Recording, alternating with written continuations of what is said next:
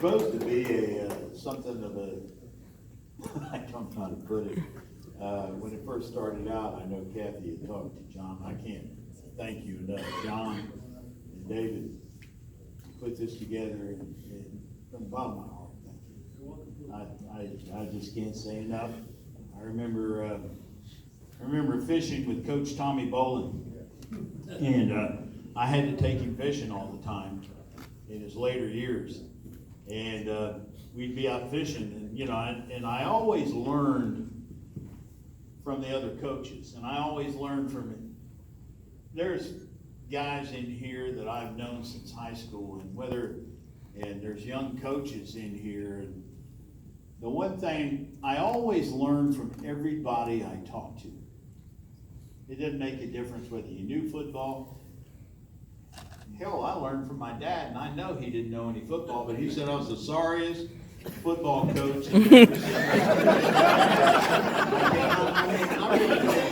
We're playing in the final game, in the first playoff game this last year, and Haggerty had been so nice to me in the way they treated me after I left Boone, because they considered the period of time of retirement dropped and everything else. So they let a bunch of us go that had reached, they thought, our age. Well, I was fortunate enough to be hired by Sam Montgomery and led by Coach Coleman, who interviewed me in the interview. And first of all, I couldn't figure out why the hell they were going to interview me. They knew my reputation, and the first question, I remember, right, Coleman, you asked me, he says, Coach, at your age, and I said, well, I thought asking me about my age was against the law. And from that point on, to give you an idea, he's been one of the best friends I've ever had. We fished together, we've done it. He's now assistant principal at Seminole. And the thing about it is, his life touched mine just as like I hope mine touched his, in the sense that that's the way I've looked at coaching. And I was getting back to Dad. Dad got off, came down on the field in that last game, and we're playing, hell, I don't even know, Jacksonville Lee, I think it was. And Dad never come down on the field. Never came down on the field until after the game to tell me I'd done a sorry job. And it was always, I think, a motivational thing when he said that. I knew he loved me. I knew what he wanted from me, but he was pushing me all the time, which is the same way I pushed the kids that I coached.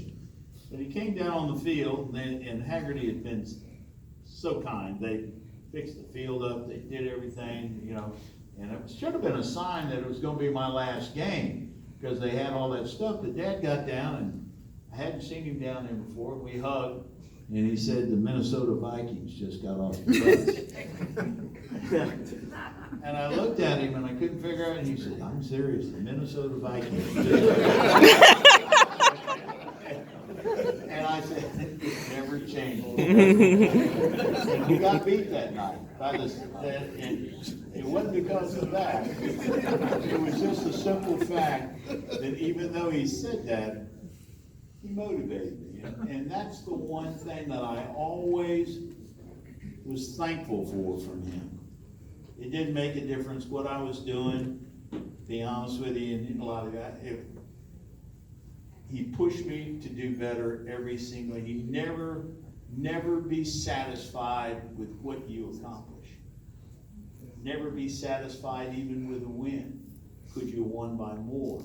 If you lost, how could you have made that loss into something productive? And the one thing I always tried to instill in the kids and the coaches that I coached with is the simple fact that wins are important. I understand that. That in today's society is the way they grade people, which I think is sorry. I never have believed in that, never will believe in that. I've always believed that a man's worth is the effort that he put into it. If he put the effort into anything he did, then that's all you can expect from a man or a woman. If you don't win, then you don't win. But the effort was there, and you tried. And you'll try harder, and sooner or later, people keep forgetting Abraham Lincoln was the president of the United States, and he lost every damn election he had till he ran for president of the United States. And I used to use that as an example. And the other example I said, Pete was me. I look at Pete over here and I think about Vero Beach, me up on the top of the pole, and we're calling plays, and he down there. It's a good damn thing Himmer left. and I'm calling a play, and he was transferring the play to the field. We were on a light pole, and I was in a stand on the top so I could get a better view. And I got into the game, and Vero Beach was ranked. They were a hell of a team, and it was going, and I called 2 plays in a row, and that wasn't the 2 plays that got in. And he said, Himmer was changed. I said, you changed another damn play I call in. I'm coming off this stand. Am I lying? and it happened. And I started coming down, almost fell off that damn play. But I always surrounded me, and the one thing I've always been blessed with is surrounded me with good men that believed in the same philosophy I had. Pete, I know, how many assistant coaches do I have in here? I just want, yeah, look at them. Those guys, wow. You know, I mean, you know, they believed in what I believed in. And then they took it with them to wherever they were going to go. And it was the same thing I wanted the kids to understand. I love this game of coaching.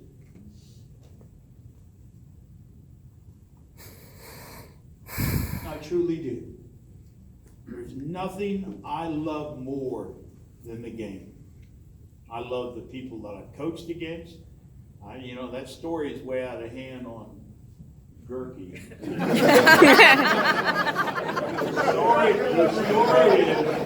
true story was that Bill, I told him at the beginning of the game, because him and Buddy Hurst came over, and Buddy knew it. I told him, I said, Coach, we're going to come in. I think Poole, where's Poole at? I think they left. He played defensive tackle. They Dalton. had that line. They ended up winning the state championship, or tied the state championship that year.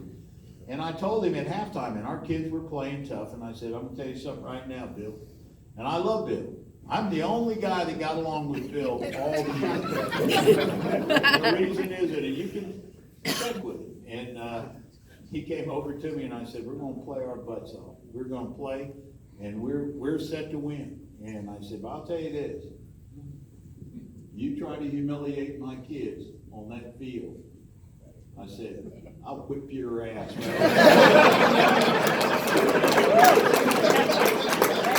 That is the story. And Bill went back, and Buddy was going, and Bill asked him. You can ask Bill now, but Bill went, Buddy, you really did.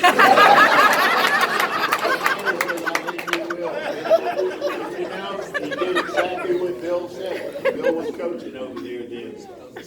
He held it down. He didn't do it, and we got done. We scored a field goal, I think, in the second half. And they didn't score any, and they had a ton of points. And the kids were all sitting there, and that was my first year. And everything is about perception and motivation. And the kids are sitting there with their heads down, and I said, what the crap? What are you hanging your head for? And they said, Coach, they just mastered us. Whoa. I said, the first half they beat me. The second half you beat them 3-0. And it's amazing what a little bit of confidence can do for a young man. And I saw their heads raise up, and they couldn't figure it out at that age. But then, you know what? Everyone was right. We did win 3-0 in the second half. That's all they took away from the game. The 3-0 part. They didn't take away the fact that they were outmanned, outgunned, and the one thing I've always tried to push the kids, you will be that way in life. And I've told the coaches, I truly believe that's the way life is built. That's the way God deals the cards. Sometimes he's going to deal you a joker in the hand every once in a while. And you're going to have to figure a way around it. You're going to have to get over that speed bump. I've lived by that rule. I was taught that rule. No one's gonna feel sorry for you. No one's gonna daggum say, hey, well, that's okay. They're not. You gotta work through it, get through it, and move on. As I said, every time I look out here and I was looking at all these guys and I look at some of the coaches and I start thinking of stories, and I was telling Teddy Neesmith, you know, I said, sometimes it's a blessing to me to have been able to coach. It's a two-way street. Every single day I was on that road, that 2-lane highway. Every kid that I passed gave me something as I gave them something in return. I never came away from a school or a game or a practice without learning something from a coach. I learned the bad things from coaches, and I threw them out the door. But the things that were good, the things that I saw made young men feel confident, that made them feel that they were going to be successful.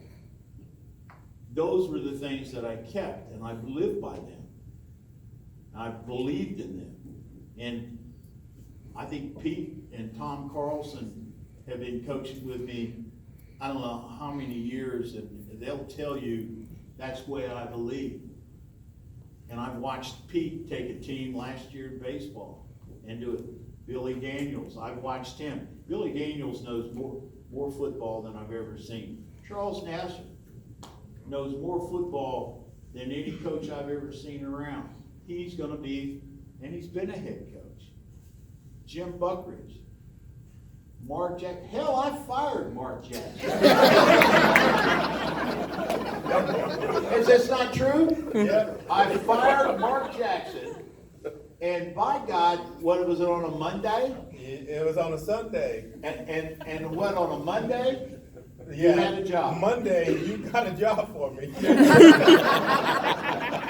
the only reason was he was very young. He came on board with me, and it's a process of learning, because everything we do, we have to put our heart in it, especially at a coaching level. At that time, he wasn't ready. And so Well, I was ready. Huh? He said he was. Well, I knew he was, but the thing around, he wasn't ready on my turn.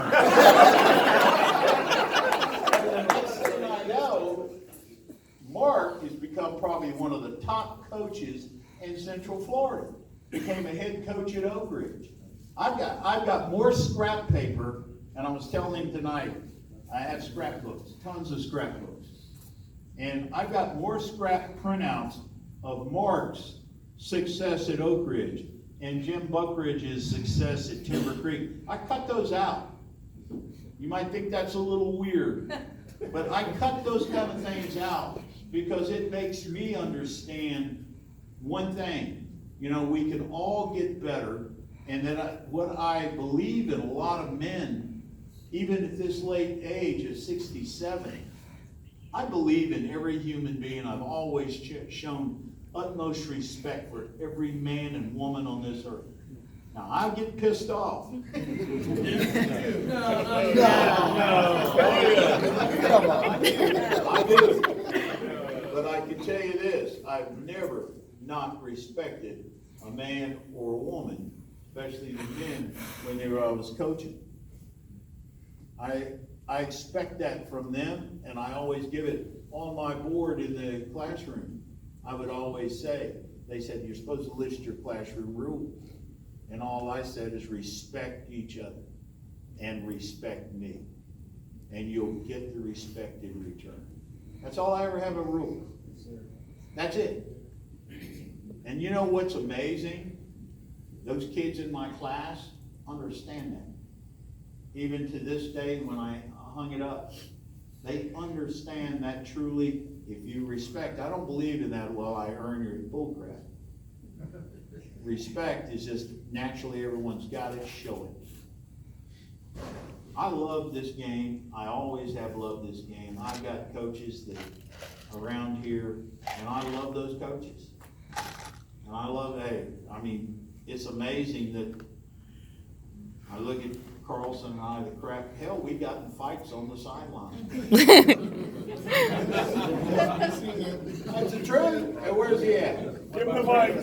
Is that true?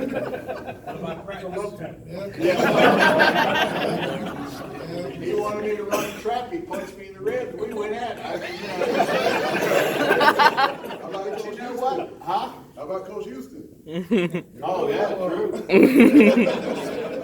You know, I wish I could stand up and tell all the stories. I hold the record. And Dr. Phillips, they were talking about that, hit and run. I had a sled. That was the most modern sled in the history of man. How many remember that sled? And I had brakes on it. And I could drive that sucker. And to make it heavy, I would put the guys on the back of it. And there was a guy, who was the guy? I remember. Guernsey. All right. Guernsey was the starting center. He was on the back. He was sort of fat. And he was holding it, and we started on, and it had 4 wheels on it. And we're driving. And I'm moving, and all of a sudden I heard, ah! And he had fell off. We ran over it.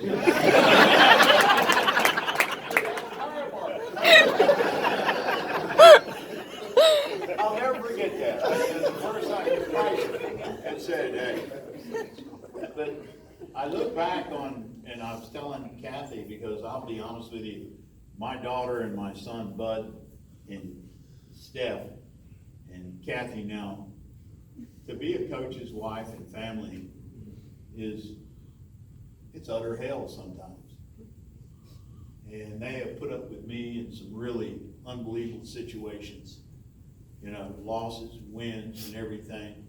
And they have basically saved my life, as you might say. I've always tried to be wherever they wanted me to be at the right time, but a lot of things I missed because I coached, and I wanted to coach my kids. And I love y'all for that. You, Kathy and Steph and Bud, they're unbelievable, and Claire's here tonight. She came in on the back end of a lot of it, and she was there. But my sister, my whole family's dedicated to this game because of me. And I sat there and I told Kathy, I said, I don't know how I'm going to make it through, but I look out at the faces, and I just thank God Almighty that I have made the friends and the people that I have come in contact with over the years as a coach and as a neighbor. I cherish you. I honest to God do. I was telling Robin, Robin came in, and I remember Robin and them, they hired me from Dr. Phillips for Boone, and had a little get together, and I'm sorry, and all of them were around, and he would always call me and talk to me in the first game, and he had his ideas of wisdom, which aren't bad, but they weren't all good. But I can tell you this, he was a true friend. And I remember I coached Teddy's kids, and I coached a lot of the men that I've known in high school when I played, their kids. And I always wanted to do the right way, everything, to make sure that they were touched in a special way. And to make it fun, even though it was tough. I learned a lot along the way too. How to appreciate friendships, how to appreciate good people. And I've made a lot of friends. I've appreciated those friends. And I'll be honest with you, if there's anything that I'll miss, is the simple fact that I can't touch those friends in a lot of situations that I normally do every day when I was a coach. I can't do that. I'm going to try. There's a couple of coaches that have made that effort to help me out there. And I know that I've retired.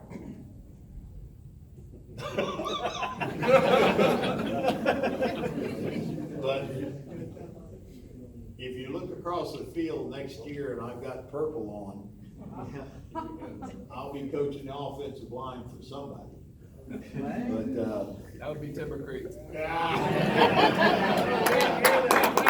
what? I can't keep my finger out of something I love so much. And I cannot be in a situation where I can touch a young man's life in some way. And I truly mean that. If there's a way I can make a young man's life better or a young student's life better, just by a word of encouragement, by a word of putting my hand on his shoulder and say, you know, you did a good job, I'm going to do that. I've always felt that that's what I was put here to do. I wasn't a banker. I wasn't any of that crap. And I'm not making fun of bankers. Heck of a lot of bankers in here. I'm just saying it's not me. And all I can tell you is tonight, I look out here and all I can see is friends. And all I can see is young men that I have coached and that have helped me along the way. And I can tell you this, I truly, truly thank you for giving me this moment. It'll be something I'll cherish my whole life.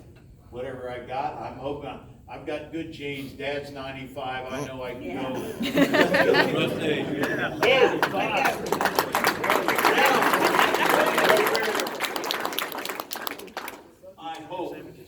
I hope that I can still do what I want to do when I'm not supposed to do it, which is the way it is now. But I will do it. And I do know this. And I thank you enough. I look at P. River over here. Be careful. I know.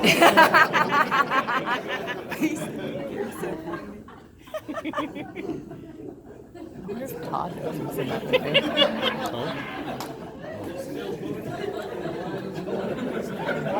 He's still booking the football games. I know he's still booking the football games. Hell, he don't use a computer. He uses that damn yellow pad. But I tell you what, that's the kind of people I met and learned to appreciate. And the Mitchells and the Mike Kennys and the Parkhouses and the Neesmiths and all my friends, the Harvey Corsers and the Billy Daniels and, you know, Balk. If you ever want a guy to ever come over and work at your place, make sure you call a month ahead of time.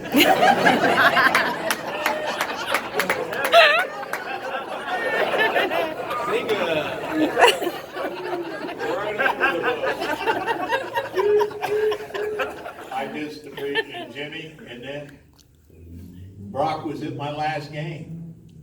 He walked out on the field. His two daughters got two good-looking daughters. Took after their mama, thank you.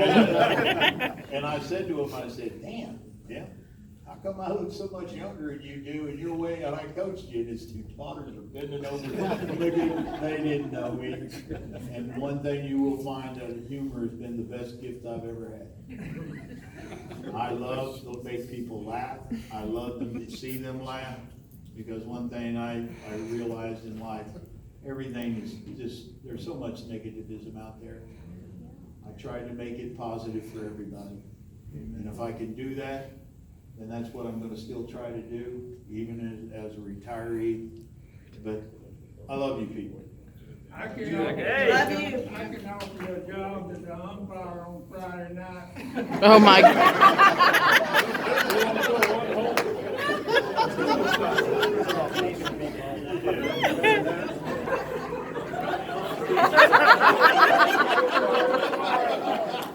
Man, we love you, Coach. Yeah, Coach. I'm going to end this up because it's 8 o'clock and I can't thank you enough for what you young men have said about me. Now you're old men. I see Peter Carney and Joanne Agnostis back there and all those guys back there. I'll tell you what, in Chirals, go have him shaved. He never would shave his beard for my coaching staff. But I appreciated everything about it. Thank you very much, coaches that are here. And I just can't say enough about what you've meant to me coaching-wise and what my family has meant to me. Because I'll tell you what, I couldn't do it without my family.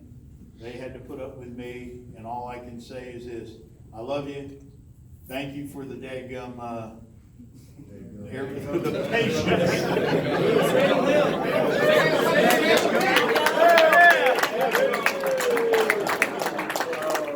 Jimmy Crickets became the one over. Jimmy. God bless America. From Disney, I figured when I said Jiminy Crickets, they knew I was saying something really, I wanted to say something really bad. But it worked out that way. And again, thank you. Thank you, parents that let me coach your kids. Thank you, coaches, for helping me coach, because I will learn one thing over a 43 years. There is no good head coach. You surround yourself with good assistant coaches, and everybody's a good head coach. Amen. You surround yourself with good assistant coaches, and you're a great head coach.